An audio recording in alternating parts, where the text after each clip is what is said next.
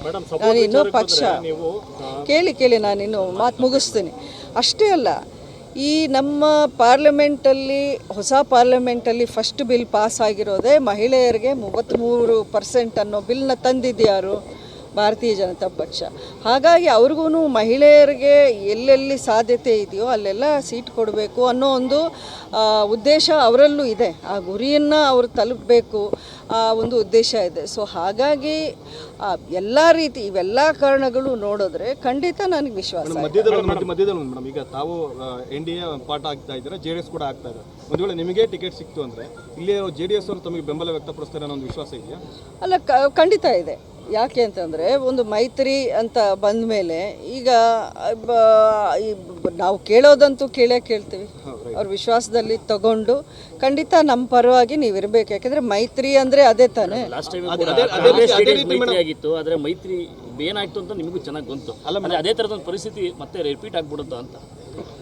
ಅಲ್ಲ ನೋಡಿ, ಈಗ ಏನೇನು ಆಗ್ಬೋದು, ಏನೇನು ಆಗುತ್ತೆ ಅನ್ನೋದು ಹೇಳೋಕ್ಕೆ ನಾನೇನು ಫ್ಯೂಚರ್ ಪ್ರೆಡಿಕ್ಟರ್ ಅಲ್ಲ. ಅದು ಅಷ್ಟೆಲ್ಲ ದೂರಕ್ಕೆ ನಾನು ಯೋಚನೆ ಮಾಡಲ್ಲ. ಯಾಕೆಂದರೆ ಐ ಆಮ್ 100% ನನ್ನದೇ ಆದ ಕಾನ್ಫಿಡೆನ್ಸ್ ನನಗಿದೆ. ಖಂಡಿತ ಅದರಿಂದ ಒಳ್ಳೆಯದೇ ಆಗುತ್ತೆ. ಪಕ್ಷಕ್ಕೂ ಅದು ಒಂದು ಪ್ಲಸ್ ಪಾಯಿಂಟೇ ಆಗುತ್ತೆ. ಯಾಕಂದರೆ ಮಂಡ್ಯದಲ್ಲಿ ಇನ್ನೂ ಪಕ್ಷ ಬೆಳಿಬೇಕಾಗಿದೆ. ಬೇರೆ ಕಡೆ ಬೆಳೆದಷ್ಟು ಮಂಡ್ಯದಲ್ಲಿ ಇನ್ನೂ ಬೇಸ್ ಆಗಿಲ್ಲ. ಸೊ ನನಗೆ ಅವರು ಈ ಸೀಟು ಉಳಿಸ್ಕೊಟ್ಟು ಈ BJP ಪಕ್ಷವೇ ಈ ಸೀಟನ್ನು ಸ್ಪರ್ಧೆ ಮಾಡೋದಾದರೆ ಪಕ್ಷಕ್ಕೂ ಅದು ಒಂದು ಸಂಘಟನೆ ಆಗುವಂಥ ಒಂದು ವಿಷಯ ಆಗುತ್ತೆ. ಸೊ ಇವೆಲ್ಲವನ್ನೂ ನಾನು ಅವರಲ್ಲಿ ಹೇಳಿದ್ದೀನಿ. ಇಲ್ಲಿಯ ಸ್ಥಿತಿಗತಿಗಳು ಏನಿವೆ ಅನ್ನೋದನ್ನು ನಾನು ತುಂಬ ಸ್ಪಷ್ಟವಾಗಿ ಮಾತಾಡ್ತೀನಿ ಅಂತ ಹೇಳ್ತಿದ್ದೀರಿ. ವಾಸ್ತವ ಮಾತಾಡೋದ್ರೆ JDS ಕೂಡ ಅದೇ ತಾಟ್ ಯೋಚನೆ ಮಾಡ್ತಾ ಇರುತ್ತೆ.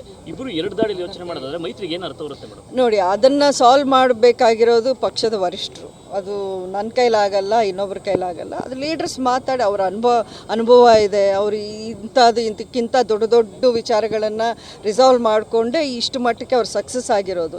ಖಂಡಿತ ಇದೊಂದು ವಿಷಯ ಇರ್ಬೋದು. ಅವರು ಅದನ್ನು ಒಂದು ಪಾಸಿಟಿವ್ ರೀತಿಯಲ್ಲಿ ರಿಸಾಲ್ವ್ ಮಾಡ್ತಾರೆ.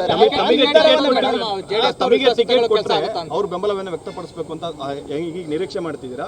JDS ಒಂದು ಪಾಲ್ ಏನಾರ ಟಿಕೆಟ್ ಆದಂತ ತಮ್ಮ ಬೆಂಬಲ ಅವ್ರಿಗೆ ಇರುತ್ತೆ?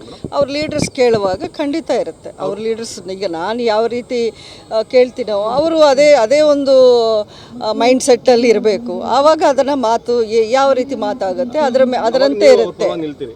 ಇಷ್ಟೊಂದು ಆವಾಗ ಏನಾಗುತ್ತೆ, ಇವಾಗ ಏನಾಗುತ್ತೆ ಅನ್ನೋದು ಮುಂದಿನ ಯಾವುದು ಆಗದೇ ಇರುವಂಥದ್ದು ಅದೆಲ್ಲ ಆಗಬೇಕಾದ್ರೆ ನೀವು ಇಲ್ಲೇ ಇರ್ತೀರ, ನಾನು ಇಲ್ಲೇ ಇರ್ತೀನಿ. ಮತ್ತೆ ನಾವು ಮಾತಾಡೋ ಒಂದು ಸಂದರ್ಭನೂ ಇರುತ್ತೆ. ಇದೇ ಲಾಸ್ಟ್ ಅಲ್ವಲ್ಲ, ಇದೇ ಫೈನಲ್ ಡೆಸಿಷನು, ಇದೇ ಲಾಸ್ಟ್ ಡೇನೂ ಅಲ್ವಲ್ಲ. ಇನ್ನು ಮುಂದಕ್ಕೆ ಪ್ರತಿದಿನ ಏನೋ ಒಂದು ನ್ಯೂಸ್